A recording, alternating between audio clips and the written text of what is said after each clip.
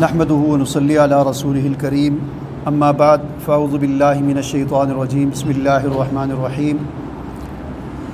یا ایہا الناس اتقوا ربکم الذی خلقکم من نفس واحدۃ وخلق منها زوجها وبث منہما رجالا کثیرا ونساء واتقوا اللہ الذی تساءلون به والارحام ان اللہ کان علیکم رقیبا صدق اللہ العلی العظیم۔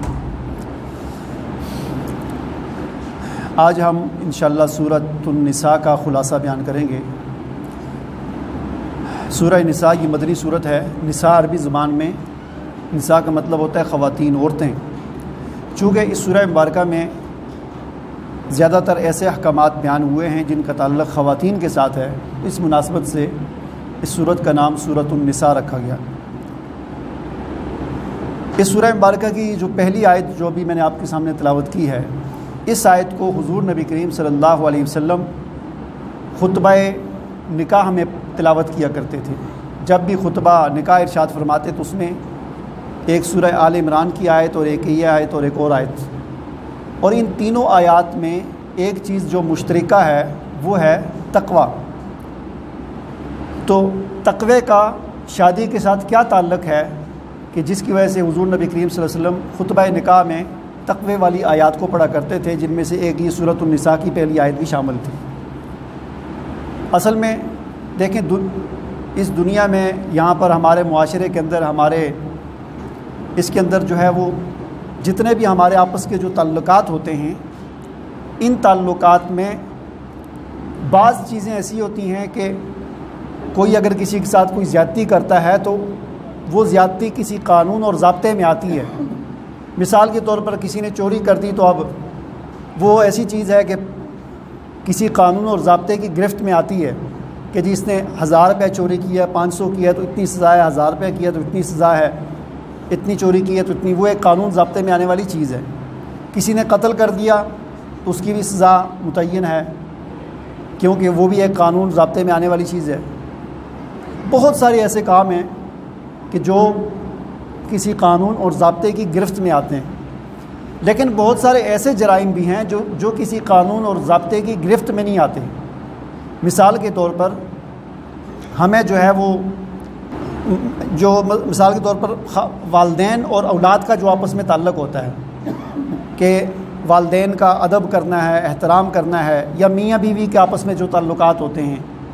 یا رشتہ داروں کے آپس میں باہمی جو تعلقات ہوتے ہیں، اس میں کیا ہوتا ہے؟ ادب، احترام، اور اسی طرح ایک دوسرے کے حقوق کی جو پاسداری ہوتی ہے۔ ان میں سے بعض چیزیں ایسی ہیں جو کسی قانون اور ضابطے کی گرفت میں نہیں آتی۔ مثال کے طور پر کسی اولاد کو ہم یہ نہیں کہہ سکتے کہ اس نے ہمارے پاس کوئی ایسا تھرمامیٹر نہیں ہے، ایسا کوئی پیرامیٹر نہیں ہے کہ ہم یہ اندازہ لگا سکیں کہ اس نے کتنا ادب کیا اور کتنا ادب نہیں کیا، یا کتنا احترام کیا اور کتنا احترام نہیں کیا۔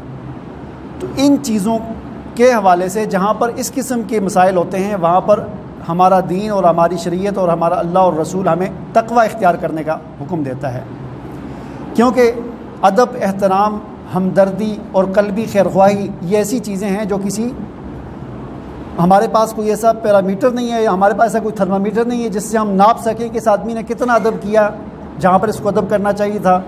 جہاں پر اس کو خیرخواہی کرنی چاہیے تھی کتنی خیرخواہی کی یا نہیں کی۔ تو وہاں ایسی چیزوں میں پھر ہمیں قرآن تقوی کا حکم دیتا ہے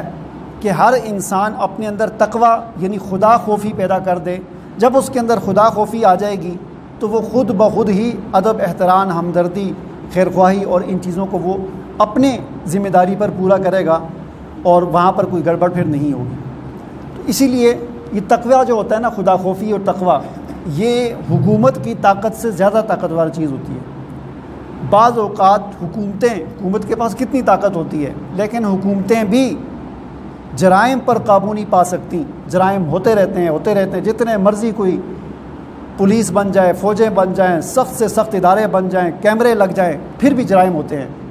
لیکن تقوی ایسی چیز ہے کہ جب کسی انسان کے اندر پیدا ہو جاتا ہے تو اسے کوئی بھی نہ دیکھ رہا ہو پھر بھی وہ جرم نہیں کرتا، کیونکہ وہ کہتا ہے میرا خدا مجھے دیکھ رہا ہے۔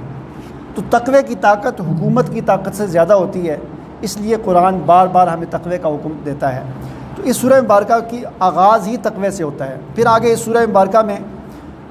یتیموں کے حقوق بیان کیے ہیں، خواتین کے حقوق کو بیان کیا ہے، اور خاص طور پر یتیموں کے مال کی حفاظت اور ان کے حقوق کی ادائیگی کے لیے بڑی تفصیل کے ساتھ اس سورہ مبارکہ میں احکامات موجود ہیں۔